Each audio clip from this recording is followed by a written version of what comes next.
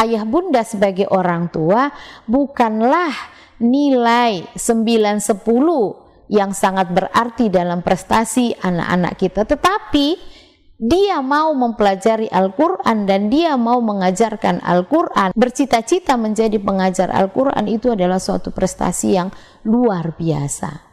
Akal yang cerdas itu adalah orang-orang yang mahir menggunakan akalnya.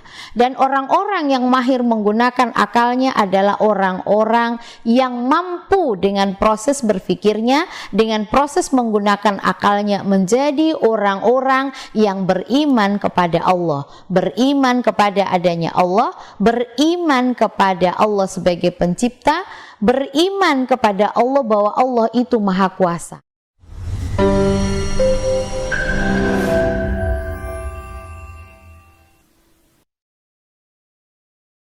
Assalamualaikum warahmatullahi wabarakatuh.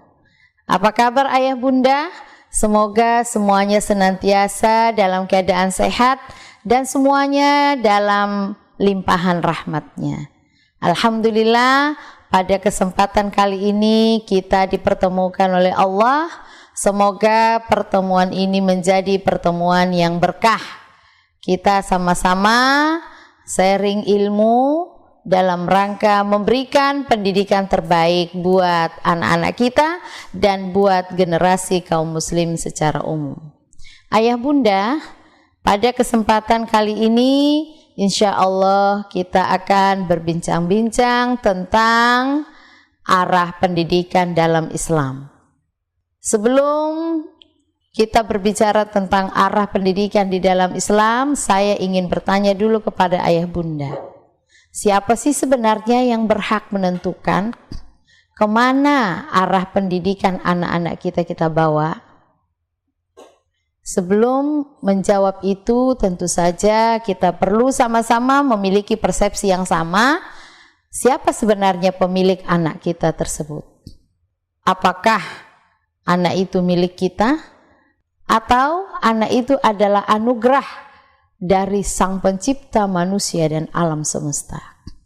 Saya yakin ayah bunda pasti menjawab bahwa anak kita tersebut adalah anugerah dari Sang Pencipta manusia. Anak itu hanyalah titipan kepada ayah bunda. Anak itu hanyalah titipan kepada kita. Namanya juga titipan, tentu saja kita harus mengikuti arahan dari sang pemilik anak tersebut, mau diapakan barang titipannya. Nah, demikian juga dengan arah pendidikan di dalam Islam. Sebelum kita berbicara tentang apa yang harus kita lakukan terhadap anak-anak kita harus mempelajari dulu, kita harus mengetahui dulu sang pemilik anak kita dan sang pencipta anak kita, yaitu Allah Subhanahu wa Ta'ala, menentukan atau menetapkan ketika anak itu dianugerahkan kepada kita, kita mau arahkan kemana. Anak adalah anugerah dari Sang Pencipta manusia dan alam semesta, yaitu Allah Subhanahu wa Ta'ala. Anak tersebut Allah titipkan kepada kita. Anak tersebut Allah titipkan kepada ayah bunda. Jadi anak, ayah dan bunda itu adalah titipan amanah dari Allah Subhanahu wa Ta'ala, Sang Pencipta manusia dan alam semesta. Dan anak kita tersebut sama seperti kita, dia adalah manusia.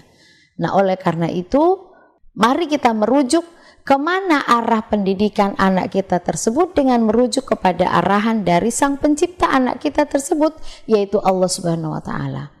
Allah Subhanahu wa Ta'ala menjelaskan dalam Al-Quran bahwa manusia diciptakan punya tujuan tertentu.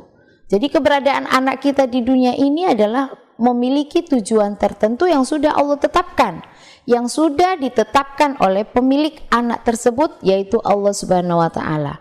Apa itu? Yang pertama adalah Allah menciptakan anak kita tersebut untuk beribadah kepada Allah. Jadi anak itu diciptakan sudah ada maksud dan tujuannya. Sebagaimana yang termaktub di dalam Al-Quran surat Adz-Dzariyat ayat 56. A'udzu billahi minasyaitonir rajim. Bismillahirrahmanirrahim. Wa ma khalaqtul jinna wal insa illa liya'budun. Tidaklah aku ciptakan jin dan manusia kecuali untuk beribadah kepadaku. Nah, ayat ini menjelaskan bahwa Allah menciptakan manusia tiada lain untuk beribadah kepada Allah. Dengan kata lain, untuk menghamba kepada Allah. Saya lebih senang menggunakan kata-kata menghamba karena memang beribadah itu seringkali dipahami sebagai ritual belaka. Tapi kalau kita menggunakan kata menghamba, benar-benar kita menghamba kepada Allah, artinya mengikuti apa saja yang Allah perintahkan, tidak punya pilihan lain ketika Allah memerintahkan sesuatu. Nah, oleh karena itu ketika anak tersebut dititipkan oleh Allah kepada kita, kepada ayah bunda, maka mari kita jaga anak tersebut, mari kita didik anak tersebut agar menjadi anak yang menghamba kepada penciptanya, menghamba kepada Allah Subhanahu wa Ta'ala semata, bukan menghamba kepada manusia dan bukan menghamba kepada makhluk-makhluk lain ciptaan Allah. Itu yang pertama. Yang kedua, Allah juga menjelaskan di dalam Al-Quran bahwa sejak awal penciptaan manusia pertama, yaitu Nabi Adam alaihissalam, Allah menciptakan manusia, dalam hal ini Nabi Adam alaihissalam sebagai manusia pertama, diciptakan untuk menjadi khalifah fil ard, untuk menjadi pemimpin di bumi, untuk menjadi manajer di bumi yang akan menata bumi dan menata makhluk-makhluk Allah yang ada di bumi agar semua berjalan kehidupannya secara harmonis dan sesuai dengan apa yang dikehendaki oleh penciptanya, yaitu Allah Subhanahu wa Ta'ala. Nah, dari dua tujuan penciptaan manusia ini dapat kita pahami, kita sebagai orang tua, ayah bunda sebagai orang tua, bahwa anak kita tersebut dititipkan Allah kepada kita harus dijaga dan dididik, diarahkan sebagaimana kehendak Sang Pencipta, yaitu yang pertama tadi adalah menghamba kepada Allah saja, yang kedua menjadi pemimpin di bumi. Nah, dari sini kita berarti sama-sama paham bahwa proses pendidikan anak kita itu nanti adalah kita arahkan agar dia menjadi hamba Allah yang taat kepada Allah saja, yang menghamba hanya kepada Allah saja, tidak kepada yang lain. Demikian juga agar dia menjadi pemimpin di bumi. Sehingga proses pendidikan yang kita lakukan adalah menuju kepada dua arah tersebut. Di samping Allah menjelaskan di dalam Al-Quran tentang tujuan penciptaan manusia, Allah juga memberikan penjelasan kepada orang tua, juga kepada kaum muslimin secara umum, mulai dari anak sejak di dalam kandungan. Orang tua diarahkan untuk mencanangkan anak yang lahir tersebut untuk mencapai target-target tertentu atau untuk diarahkan kepada target-target tertentu yang lebih spesifik dari tujuan penciptaan manusia. Ada 6 poin penting yang perlu diketahui, dipahami oleh ayah bunda, oleh kita semua tentang arah pendidikan generasi ini lebih detail lagi selain dari tujuan penciptaan manusia, yaitu poin pertama adalah anak tersebut sejak dalam kandungan, kedua orang tuanya hendaknya sudah menargetkan anak tersebut menjadi anak yang solih, sebagaimana yang dijelaskan oleh Allah dalam surat Al-A'raf ayat 189. A'udzu billahi minasyaitonir rajim. Bismillahirrahmanirrahim. La in ataitana salihan lanakunanna minasyakirin. Sesungguhnya jika engkau memberi kami anak yang solih, niscaya kami akan menjadi orang-orang yang bersyukur. Nah, dalam ayat ini Allah mengarahkan kepada kita sebagai orang tua, mulai dari anak sejak dalam kandungan, kita menargetkan anak tersebut menjadi anak yang soleh. Itu yang pertama. Yang kedua, di samping menjadi anak yang soleh, Allah juga mengarahkan kepada ayah bunda, kepada kita semua sebagai orang tua, agar anak tersebut kita targetkan juga sebagai qurrata a'yun bagi kedua orang tuanya.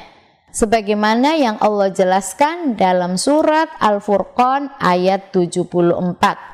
A'udzu billahi minasyaitonir rajim.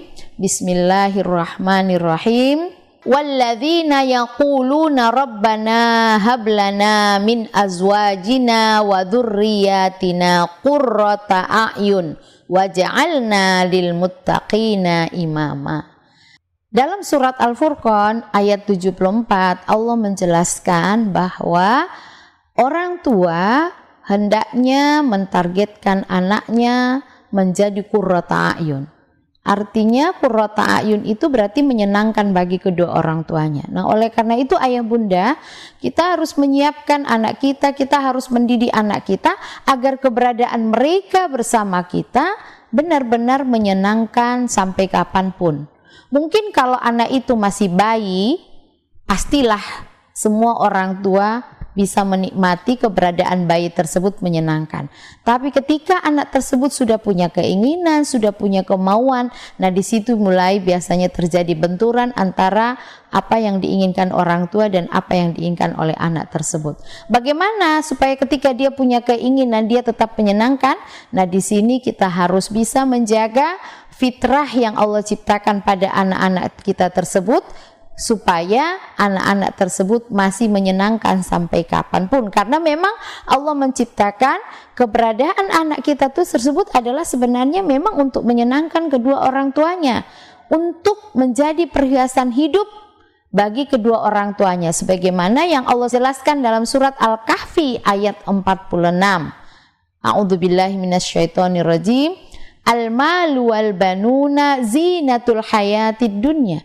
Jadi pada hakikatnya kehadiran anak-anak kita ke bumi ini, kehadiran anak-anak kita dalam kehidupan kita itu adalah perhiasan kehidupan dunia, perhiasan yang menyenangkan bagi kedua orang tuanya.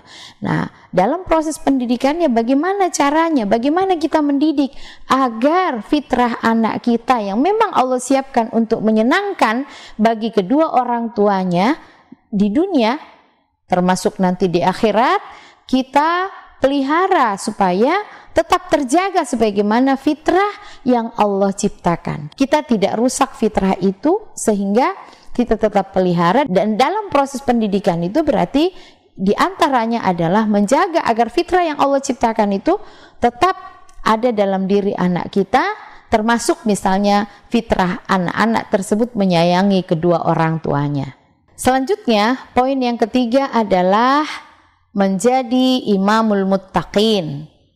Jadi anak-anak kita tersebut juga kita arahkan untuk menjadi imam bagi orang-orang yang bertakwa. Berarti kita melakukan proses pendidikan pada anak-anak kita tersebut tidak semata-mata kita tujukan menjadi orang yang bertakwa saja, tetapi menjadi pemimpin orang-orang yang bertakwa. Artinya kita memang siapkan, kita memang proses anak-anak tersebut agar siap menjadi pemimpin orang-orang yang bertakwa.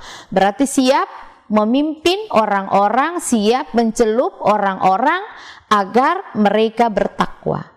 Tidak cukup bertakwa dirinya sendiri, tapi kita memproses anak-anak kita menjadi orang yang bertakwa. Selanjutnya diproses lagi agar dia menjadi pemimpin di kalangan orang-orang bertakwa. Tentu saja untuk menjadi pemimpin di kalangan orang-orang bertakwa, dia harus diproses dulu menjadi takwa, kemudian selanjutnya dinaikkan bobotnya agar dia bisa mencelup banyak orang menjadi orang yang bertakwa, sehingga kemudian dia meraih posisi menjadi pemimpin orang-orang yang bertakwa. Itu yang ketiga. Poin yang ketiga ini juga adalah arahan yang Allah berikan dalam surat Al-Furqan ayat 74, yaitu imamul muttaqin, pemimpin orang-orang yang bertakwa. Selanjutnya yang keempat adalah menjadi pengemban Al-Quran. Sebagaimana sabda Rasulullah sallallahu alaihi wasallam, khairukum man ta'allamal Qur'an wa 'allamahu. Sebaik-baik kalian adalah orang yang mempelajari Al-Qur'an dan mengajarkannya. Orang yang mempelajari Al-Qur'an dan mengajarkan Al-Qur'an itu adalah sebaik-baik manusia. Nah, ini adalah sebuah prestasi yang disampaikan oleh Rasulullah kepada kita, bahwa orang terbaik di antara kita adalah orang yang mempelajari Al-Qur'an untuk kemudian selanjutnya mengajarkan Al-Qur'an. Maka dalam hal ini di proses pendidikan, kita menjadikan Al-Qur'an sebagai materi pembelajaran utama, tapi tidak hanya cukup mempelajarinya sampai bisa mengajarkannya. Dan ini kita tanamkan, kita ajarkan kepada anak-anak kita bahwa mempelajari Al-Qur'an itu mulia karena dia sebagai khairun nas. Mempelajari Al-Qur'an untuk kemudian mengajarkannya itu juga adalah sebuah prestasi yang membanggakan, yang membuat kita menjadi sebaik-baik manusia. Dalam hal ini perlu kita pahami bersama sebagai orang tua, ayah bunda sebagai orang tua, bukanlah nilai 9-10 yang sangat berarti dalam prestasi anak-anak kita, tetapi dia mau mempelajari Al-Qur'an dan dia mau mengajarkan Al-Qur'an, bercita-cita menjadi pengajar Al-Qur'an, itu adalah suatu prestasi yang luar biasa. Selanjutnya adalah poin yang kelima. Poin yang kelima adalah menjadi ulul albab. Menjadi ulul albab ini adalah ukuran kecerdasan yang Allah jelaskan di dalam Al-Qur'an, bahwa akal yang cerdas itu adalah orang-orang yang mahir menggunakan akalnya. Dan orang-orang yang mahir menggunakan akalnya adalah orang-orang yang mampu dengan proses berpikirnya, dengan proses menggunakan akalnya, menjadi orang-orang yang beriman kepada Allah, beriman kepada adanya Allah, beriman kepada Allah sebagai pencipta, beriman kepada Allah bahwa Allah itu maha kuasa. Dalam setiap proses berpikirnya tentang ciptaan Allah, tentang alam semesta, dia pasti menemukan tentang keberadaan Allah, di mana Allah sebagai pencipta alam semesta ini memiliki kekuasaan yang luar biasa, memiliki kemampuan yang luar biasa. Nah, tanda-tanda maha kuasanya Allah, tanda-tanda maha hebatnya Allah akan didapatkan oleh orang-orang yang menggunakan akalnya saat dia berpikir tentang alam semesta, baik itu dalam penciptaan manusia maupun dalam penciptaan langit dan bumi. Sebagaimana yang Allah jelaskan dalam surat Ali Imran ayat 190. A'udzubillahi minasyaitonirrajim. Bismillahirrahmanirrahim. Inna fi khalqis samawati wal ardi wa ikhtilafil laili wan nahari la ayatil liulil albab. Sesungguhnya dalam penciptaan langit dan bumi dan pergantian siang dan malam, sungguh benar-benar terdapat tanda-tanda kekuasaan Allah bagi orang yang menggunakan akalnya, bagi orang yang mahir menggunakan akalnya. Nah, oleh karena itu, bagi kita semua sebagai orang tua, maka proses pendidikan bagi anak kita arahkan agar akalnya cerdas, dan akal yang cerdas itu justru adalah menemukan bukti-bukti kekuasaan Allah, menemukan sendiri bukti-bukti kekuasaan Allah di saat dia berpikir tentang penciptaan langit, di saat dia berpikir tentang penciptaan bumi, termasuk di saat dia berpikir tentang apa saja yang ada di langit dan bumi, seperti misalnya penciptaan manusia, penciptaan matahari, penciptaan air, dan seterusnya. Nah, justru kalau ada orang di kalangan manusia yang menurut manusia itu pintar, menurut manusia itu cerdas, ilmunya luas, ilmunya banyak, ilmunya tinggi, tapi ketika dia tidak sampai kepada iman, maka itu oleh Allah tidak dikatakan cerdas. Jadi orang yang cerdas, akal yang cerdas adalah yang akalnya saat berpikir menemukan bukti bukti menemukan tanda-tanda kekuasaan Allah. Oleh karena itu proses yang kita berikan pada anak-anak kita adalah bagaimana mencerdaskan akalnya sebagaimana yang Allah katakan di dalam Al-Quran, supaya dia mengenal Allah sebagai Rabb-nya dan membuktikan tanda-tanda kekuasaan Allah oleh dirinya sendiri, oleh cara berpikirnya sendiri.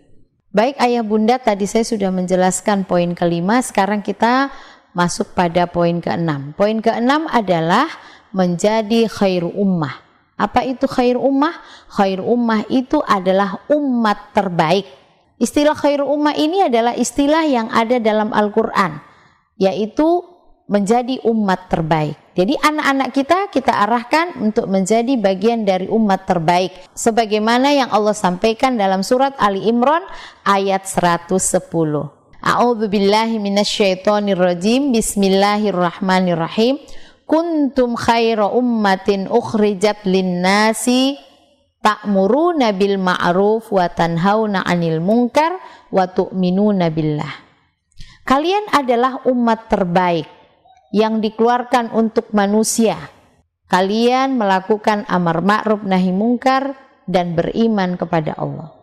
Dalam ayat ini Allah memberikan pengarahan kepada kita, kepada kaum muslimin, agar kita termasuk anak-anak kita didik untuk menjadi bagian dari khairu ummah, yaitu umat terbaik di antara manusia. Jadi kaum muslimin ini adalah selayaknya menjadi umat terbaik. Maka anak-anak kita pun diarahkan memiliki predikat, memiliki karakteristik sebagai umat terbaik di antara manusia. Apa yang membuat anak-anak kita menjadi umat terbaik dan kita menjadi umat terbaik? Yang pertama adalah memiliki karakter senantiasa melakukan amar ma'ruf nahi mungkar. Jadi menyampaikan al-Islam, mengajarkan, mengajak orang lain kepada ajaran Islam, dan juga mencegah orang lain dari kemungkaran. Nah, karakteristik khairu ummah adalah aktif melakukan amar ma'ruf nahi mungkar dengan landasan iman. Demikian ayah bunda, itulah 6 poin yang menjadi rujukan bagi ayah bunda, bagi kita semua dalam memproses, di dalam mendidik anak-anak kita, di dalam memproses dan di dalam mendidik anak-anak kita.